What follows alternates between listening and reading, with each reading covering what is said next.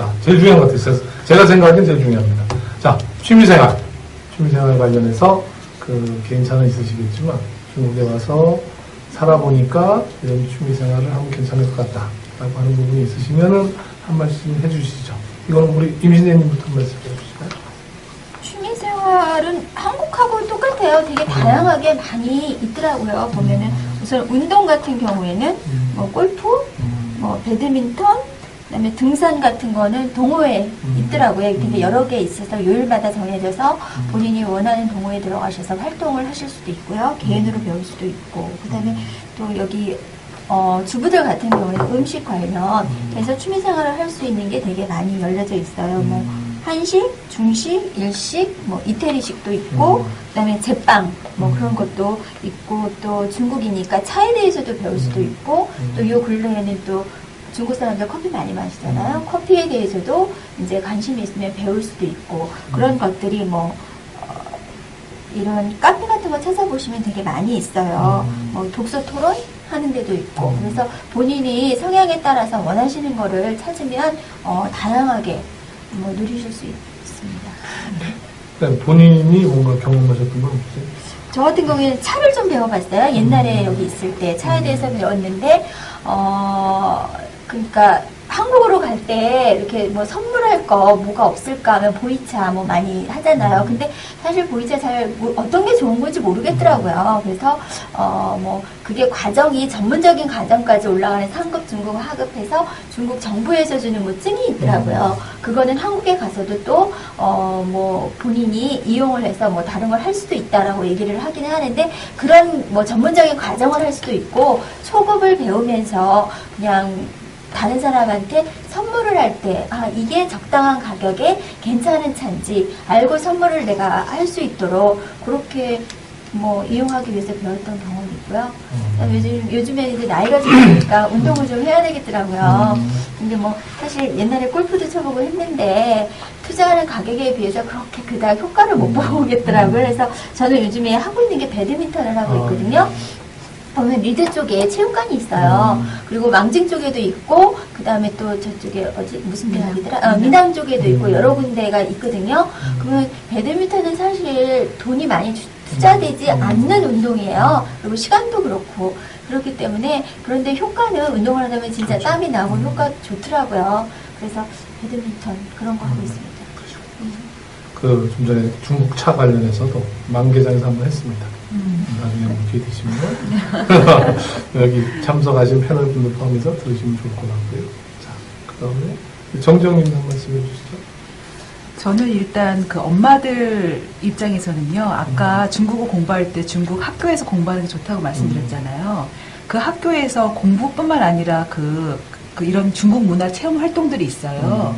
체험을 하다 보면은 중국 그림, 동양화, 뭐 서예, 그 다음에 차, 이런 거에 대해서 약간 맛배기로 한 학기에 한두 번 정도 있는 학교들이 있어요.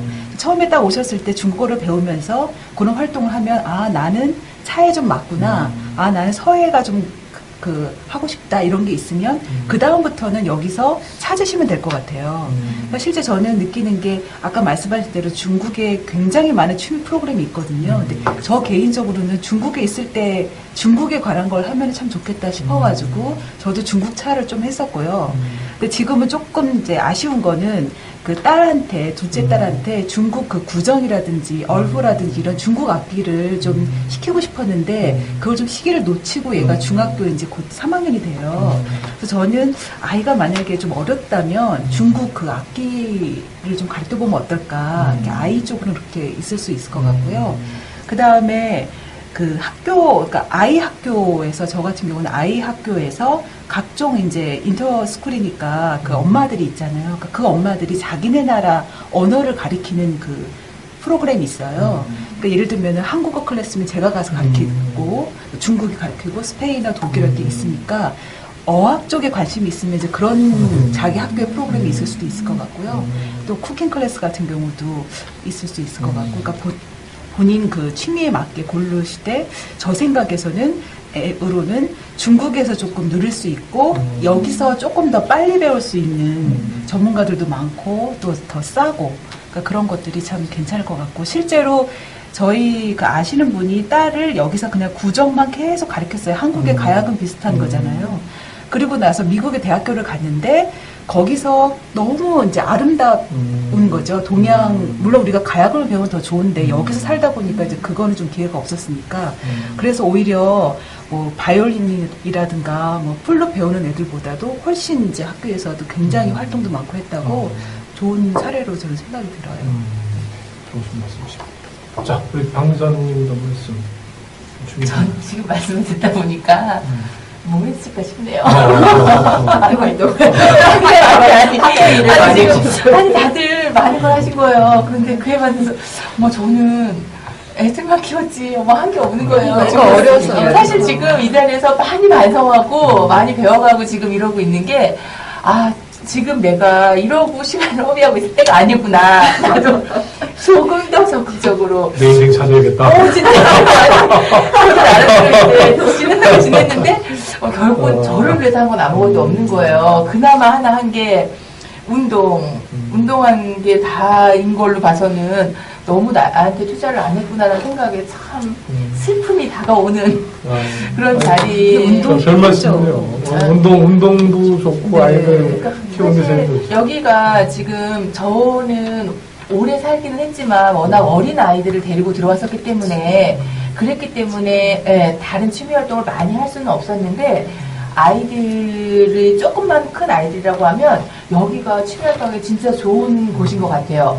아침 일찍 나가서 오후 늦게 오니까 그 시간이 온전히 우리들한테 주어진 시간이라서 아까 말씀하셨던 것처럼 중국 차를 배워도 괜찮고 한국에서 찾기 힘든 것들이 이 좁은 공간에 한국에는 다 퍼져 있잖아요. 여러 군데로 퍼져서 저희가 하나하나를 배우려면 정말 다 찾아다녀야 되는데 이 소도시인 왕증에 모든 게 밀집되어 있기 때문에 이 작은 구역 안에서 모든 걸 찾기가 쉬우니까 선택의 폭 자체가 다양한 것 같아요. 그러니까 그런 부분들을 많이 활용하시면 좋을 것 같고 그다음에 저는 운동도 안 하다가 했는데 운동을 하면서 느낀 건 제가 느꼈다기보다는 같이 운동을 하는 언니들을 보고 있으니까 기본적으로 연세가 많으신 분들은 이미 환갑이 다 되시는 분들도 있고 아니면 더 어린 애들도 있는데 그런 분들도 운동을 하면서 얼굴에 활력이 미소가 그대로 남아있더라고요. 그러니까 굉장히 에너지가 넘쳐 보이고 이게 자칫 잘못하면 이곳이 살기는 좋지만 우리가 처지기 쉬운 곳이거든요. 그래서 이게 좋거나 안 좋거나 둘 중 극과 극으로 달릴 수 있는데 운동이나 이런 취미생활을 하면서 굉장히 본인의 활력을 찾을 수 있어서 좋은 것 같아요. 저도 저의 취미를 찾도록 해보겠습니다. 지금부터 어루도 괜찮은 것 같고 저희 중국 차도 그렇고 원데이 클래스 요즘 요리 가끔 듣거든요. 그것도 너무 좋고 너무 많은 것 같아요. 취미생활에 대한 인프라는 정말 원진이 잘 되어 있는 것 같아요. 저는 오자마자 중국어, 보이차, 포도주, 커피, 손님 접대 음식, 제과제빵, 골프, 수영, 배드민턴 다 좋네. 이것저것 다 했는데요. 대충 중급 정도에서 멈추더라고요. 그러니까 제가 아까도 말씀드렸듯이 마음을 온전히 뺏길 만한 취미생활을 못 찾았어요. 그래서 제가 결국에는 이제 종착역으로 생각한 게 중국어예요. 그래서 작년부터 어쨌든 다시 시작을 하고 제가 이렇게 살아보니까 인생에서 제일 힘든 게 지속적으로 꾸준히 뭘 한다는 거. 그러니까 게으름 피우는 나를 이렇게 채찍질을 해가면서 여기가 사실은 안 한다고 누가 뭐라고 하는 사람 없잖아요. 그죠? 그래서 그게 제일 힘든 것 같아요. 어쨌든 제가 작년부터 결심한 거는 내가 이 땅을 뜨기 전까지는 중국어는 단 하루도 놓지 않고 해보겠다라는 결심을 하고 지금까지 실천을 하고 있는데 어쨌든 취미생활에 관한 거는 선택의 폭이 굉장히 다양하고 저도 권하고 싶은 거는 중국에서만 할 수 있는 차를 배운다든지 아까 중국 악기를 배운다든지 여기 배드민턴 강국이니까 현지 선생님한테 배드민턴 기술을 한번 배워본다든지 이런 거 굉장히 좋은 것 같아요. 저 또한 반성을 많이 해요. 취미생활이 중국 제로를 했는데 전혀 없는 것 같습니다. 그냥 중국 술 먹기, 골프하기 이 정도인 것 같은데 금방 말씀 주신 것처럼 제가 얘기했던 중국 사업 10년 하고 하루 더 해도 늦지 않는다는 마음으로 10년하고 하루를 더 버틸 수 있는, 지속할 수 있는 마음으로 각자 하나씩 중국에서만 중국이 아니더라도 취미생활 할 수 있지만 또 어떻게 있는 데서 중국에 오시게 됐으니까 중국에서 할 수 있는 한 가지 정도의 중국적인 취미생활도 한 번씩 해보시면 어떨까라고 하는 생각을 해봅니다. 자, 오늘 넘어가고요.